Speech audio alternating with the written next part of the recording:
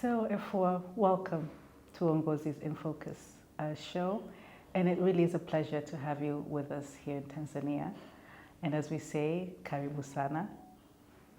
And so, before we get into the nitty-gritty of your book and your extensive work, can you tell us a little bit about yourself and your experience in leadership development? Okay, awesome. Namwaka, thank you very much. First of all, I do want to thank you, Ongozi Institute, for having me. And your name is beautiful, Namwaka. It's another year, right? Yes. And guess what? By God's grace, I get another year tomorrow. So I see this as a gift to have this conversation in here. And as I sit here and think about a little bit about myself and my role in leadership development is I like to tell people that I'm a child of Africa. I'm Liberian, Tanzanian, and American citizen. And I truly, truly, really immerse myself in my culture, in everything that I do. It's important for me to define that because, like they say, if you don't know where you're from, how do you know and how do you chart your course on where you are going? So my leadership and my experiences has been really based in what I have learned as a child and what I've embraced in a multicultural global organization of corporate that I find myself in there. I believe we are born leaders. You know, there's the debate whether leaders are born or they're created. I think in each and every one is a leader. Just depends what kind of leader we choose to be. So my journey has been from what I've learned to what I was trained to do, culminated in how I influence others to be their best self. Wow, that's fantastic. And in your book, I noticed you have a very short but special dedication to your mother and to Papi Tom.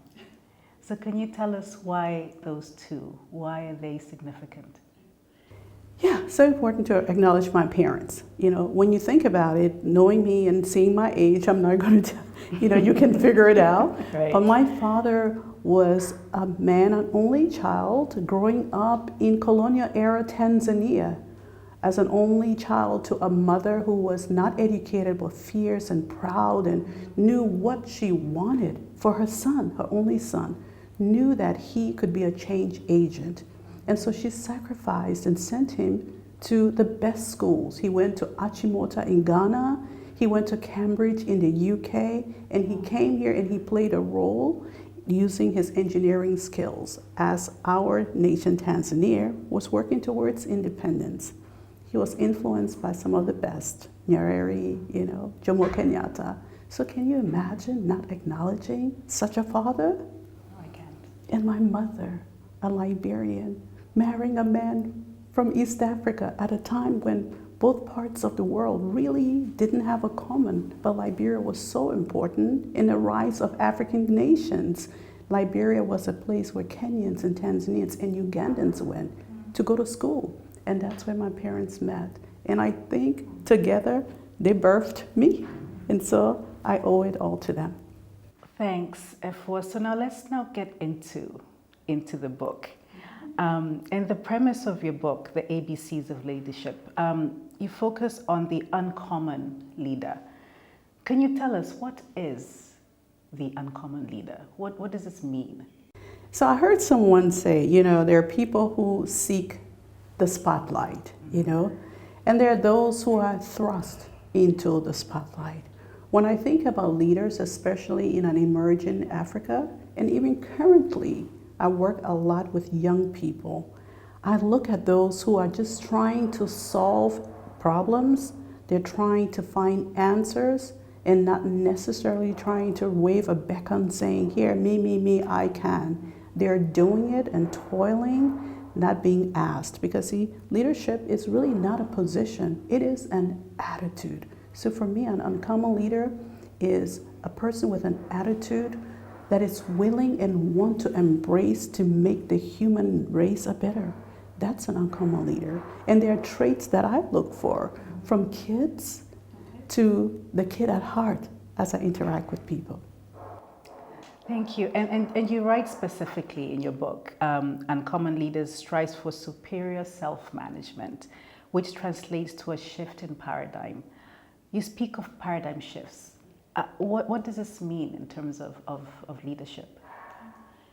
So there are the things we know, and we grow up as people in a culture. So this is the place of a woman, this is the place of a man, this is the place of a child. I find that uncommon leaders are willing to challenge the status quo. That yes, I am female, yes, I can be a mother, yes, I can do these things, but I can also lead, I can influence. And so paradigm shift is you not only knowing you can do it, but influencing others, the decision makers, to be able to do it as well. I think now we call it what? Emotional intelligence is going deep within yourself, knowing your audience and knowing how to pitch an idea so that others can buy into it. In essence, taking a risk on what you have to share and allowing you to do it. Wow, superior self-management. Yes. And reading your book, you had A, B, C, D, E, F, all the way down to the letter Z. And as part of the K in the alphabet, you state keeping an eye out for talent. And this leads to an area that is very important to us and also to Ngozi Institute in building leaders in terms of mentoring and coaching. How do you identify talent and grow it? Great question. Thank you, yes. I look for talent everywhere I go. In the restaurants, I look. When I'm walking on the beach amongst the fishermen, amongst children, have you watched children, gather together? And you will see the leader emerge. You will see the influencer, emerge. So it's important for us not to have a stereotypical identification that a leader must be someone who goes to, the best schools, to the best universities and all of that. In my life, my best teachers never had a university education. And I tell you, the worst leaders had PhDs. So I've learned it's not the education that makes the leader. It is the heart. It is the purpose. It is the desire to truly, truly bring the best out of people. And I've been very fortunate to have met mentors who were just that. And so now you've spoken about mentors. Can you tell us what is the difference between mentorship and coaching? I think because sometimes we use them interchangeably sometimes, and we assume that one can replace the other or one is the same as the other. What is the difference? So I'm going to share it in a way that I utilize it, in there. And you're right. There are spots in which the paths cross. When I think of mentoring, we think of mentoring in terms of someone more senior, working with someone junior, working on sharing their experiences, exposing them to, things that they ordinarily may not, in there. So mentoring just I feel it's something exposing people to your world. Now coaching is really a defined skill set development. It is really all those things you have in mentoring, but this time it embraces all generations. You could coach up, even as a leader, you could have a boss who is really great in a lot of areas, but you are well skilled in others. So you coach up as well, down, and your peers laterally. So in coaching, you're really working on a skill set. So someone walks away with defined skills. So for example, if I'm working with someone who says, well, I'm shy, in a way you find out they have challenges with public speaking. So I will work with them on public speaking. And after having spent time with me, they can speak confidently and with reduced fear, not minimal, because we know part of speaking in public, you do have to have that energy, that nervousness, right? So that's how I look at the two. So thank you. You've now given us the difference between mentorship and coaching, and sometimes they do intersect. And so why are both of these tools important for developing leaders in Africa? Oh gosh, absolutely. For me, mentoring is, as a person, I think I shared with you my culture, currently living half time in America and half time in Africa. Right. And of course, raising kids in Africa, it's important for them to know my culture. They have to buy into my culture, even before they live into my culture full time, right? So that's where mentoring comes into. Mentoring features me not only teaching them my experiences as corporate, as a mother, it also as my culture, exposing it to them, recreating that. So I think that's very important, especially with so many of us from Africa in what we call the diaspora, but still have our hearts home. It's important that we do that. So it's very important. And then for coaching, I love working with young people. They are so unstoppable, but that's where we have to coach them. We have to have them understand and recognize the audience. We have to have them prepared. We have to teach them how to present ideas such that they are accepted, especially for generations that are still resistant to having young leaders. Right? So as we merge as a new Africa, we have to marry the two to develop not only our current leaders, because if they're still going to be around, and they are, we want them to be their best selves and embrace the younger generation more than ever.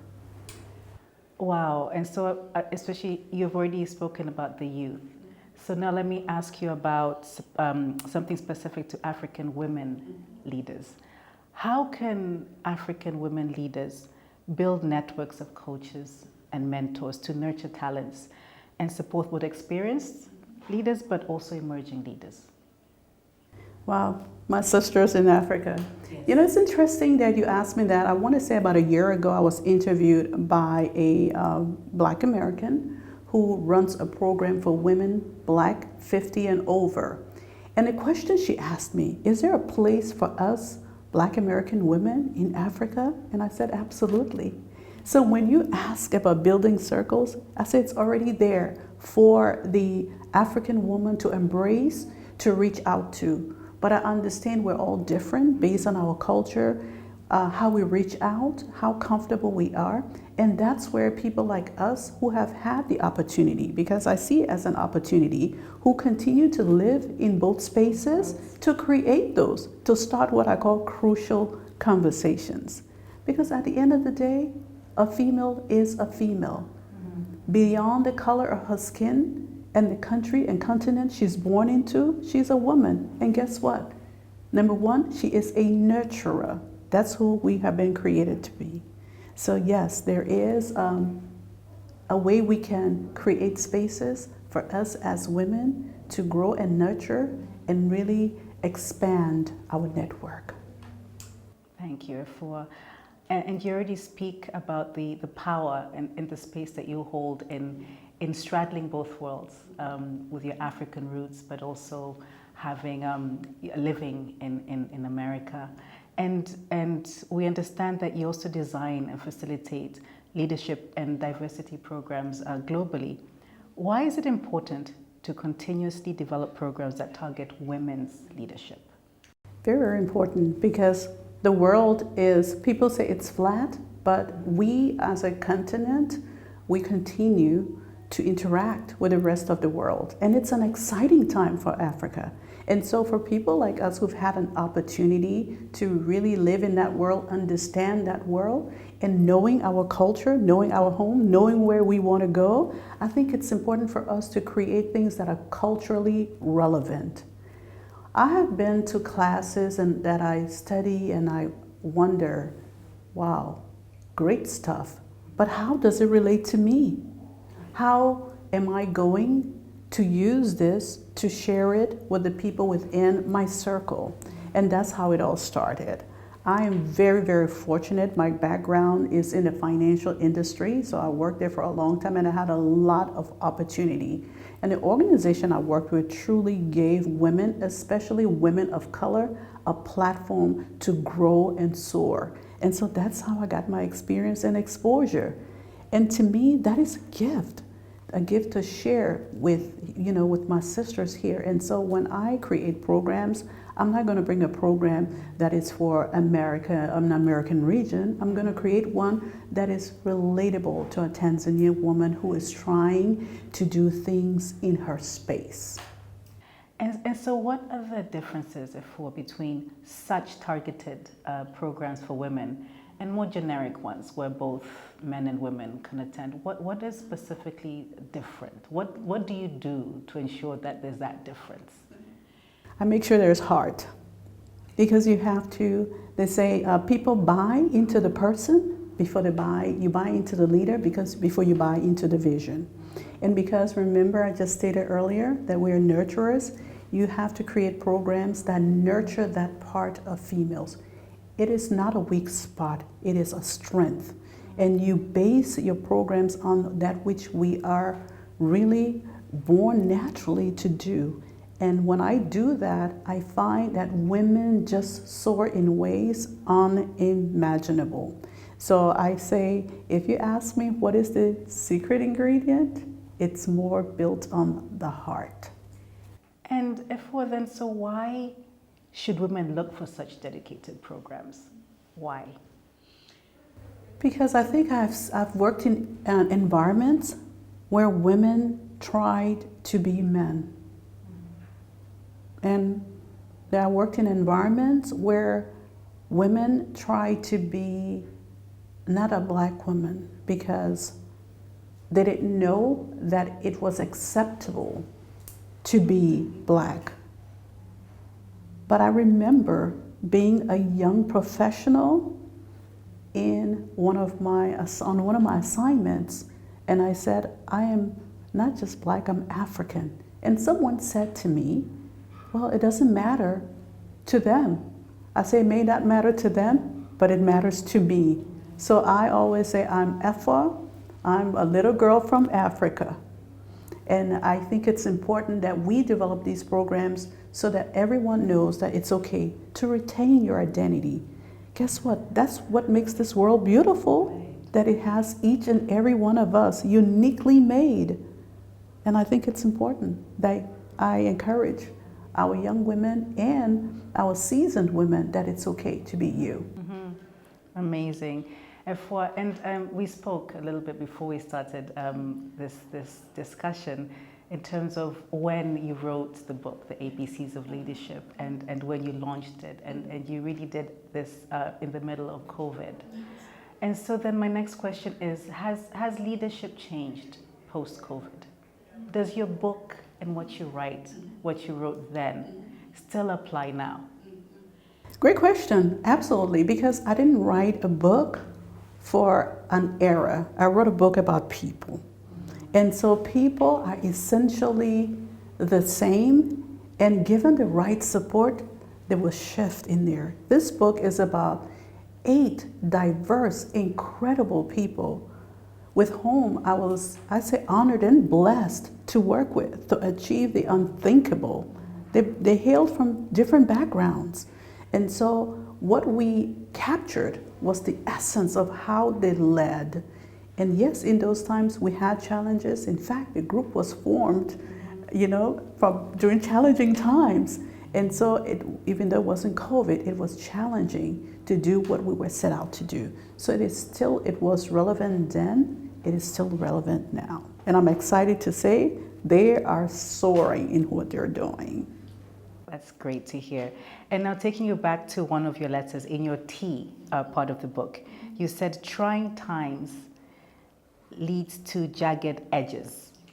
Did COVID expose leaders to jagged edges, in your opinion?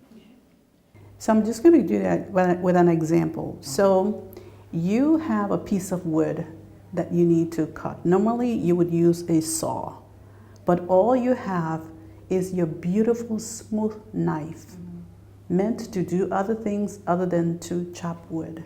Right. But that's the only tool you have. So I would liken that to COVID. Using that knife on the wood, it's going to get the job done, but the knife is going to be impacted, right? It's going to have some jagged edges, and that's what COVID did. It was unprecedented times, and leaders had to lead during those times. I know I did. And we were not left unscathed, but it made us better. That in our imperfection, we could still lead to success. And I think that really leads us to the next question quite nicely. You also advised for leaders to always have a plan B. Can you give us some examples of where you've had or you've seen a plan B in action? So a lot of times I heard someone say your plan B should be your plan A. So really have almost like a tunnel vision towards your goal. Mm-hmm. But I do believe that you have to prepare for the unexpected. An example simply was I left, corporate America and formed my company in 2018 before COVID. Guess what? I had beautiful plans. I had a lot of things plotted out. Happened COVID. Guess what?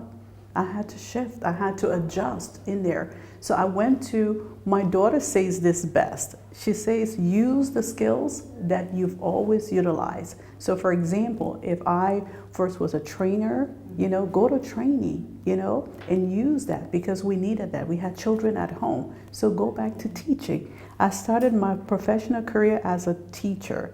I taught at all levels, at university, at elementary, at secondary, at high school. So guess what? I fell back onto that. Those are skill set in my toolbox. So always go into your toolbox. You'll find your plan B. That's really, I like that. And always make sure that you also update your toolbox, right? Just make sure you know what is in your toolbox. So then what would be your advice to us African women? As well as those that aspire to be leaders, like what would be your one or two or even three pieces of advice to us African women, your fellow African women? So it's interesting. I stepped away some time ago from giving advice, and my children will tell you I love to say for what it's worth. Okay. So for my sisters, for what it's worth, I say, know that you're built and that you're endowed with gifts, and do not be afraid to explore those gifts. But most importantly, develop a circle of influence. I've had conversations with a lot of women, sisters, and I'm a sister person. I love sisterhood. I love being a sister. Apart from being a mom, I love being a sister. I think we have to learn to be great sisters to each other. And because I've heard, women saying, well, I come from a big family, but I don't know I can talk about this. So one of the things I really work on is how to be a good sister and really share with others how to be a great sister. Mm-hmm. Because when we can develop a strong network of sisterhood, we are unstoppable. I have a fantastic network of sisterhood. They hail from Africa, they're Hispanics, they are Americans. But those are people who want the best for me, and I, in return, want the best for them. I believe that when we can do that, we can do anything. I mean, just think back for a moment. I'm living in an era that I hail from 2 African countries where women have led. Right. Women have led. Think about it. The first female African president was from Liberia. Right. I had an opportunity to meet her when I was in high school in Kenya. And she shared words that resonated with me that I took. And I hope to meet our leader here. Because I've heard a little bit of her background in community service, and that's something I worked very deeply in. That's the kind of mindset that is going to make us as women, continue to do the things. And I don't want to discount what's happening in the United States. They've had the first female vice president who's multicultural after having a first president hailing from Africa. The world is equipped and ready for leaders from every sphere. I know we're talking about leader, but I just want to say that the world is ready for a different kind of uncommon leader. Amazing, Effua. And I think I'll take you back because you mentioned, because as we're concluding, you mentioned the 8 amazing leaders that you have experienced and grown with. And you acknowledge them in your book as well at the end, and specifically use 8 amazing leaders. Tell us a little bit more. Why are these 8 so crucial and important to you in your journey? Well, thank you, Namwaka, for asking that. This book is about them. And I actually wrote this book by watching these 8 incredible leaders, 2 females, 6 males. And males everywhere have very strong personalities. And what people sometimes don't understand is leadership, you do have to have permission to lead people. The position or the title does not give you authority to lead people. They have to accept and want to follow your leadership. In a way, I think it was Mandela who said it, that a leader is like a shepherd. Sometimes, and most times, you lead from behind. So these 8 incredible leaders allowed me to lead from behind. And this was a remarkable time because I actually had a life-changing accident and I had to trust them to carry on the mantle of what we were doing. When I was asked by executives whether I wanted to do it remotely, I said, if I have done a good job as a leader, I then can allow my flock to fly. And they did, and the rest is history. So this book is truly an honor and a dedication for them allowing a little girl from Africa to lead them to success. Wow, Effua, thank you for that. And so the final question. As I read through the book, yes, you took us through A, B, C, all the way to Z. And for the common person, you assume that it's over, right? You have the Z. But then you take us back to another chapter, the final chapter, where you go back to just look at A, B, and C, but differently from how you looked at it initially. Why did you do that? Because that it's obvious that was intentional. There's a reason and a purpose behind it. Why did you do that, and why is it important? Why is the A, B, and C in your final chapter 28 important? Thank you for asking that. Yes, you would think it was over, but I didn't write this book. This book wrote me. It wrote itself. I met with a friend who later became my publisher, very, very spiritual, and we had a spiritual connection.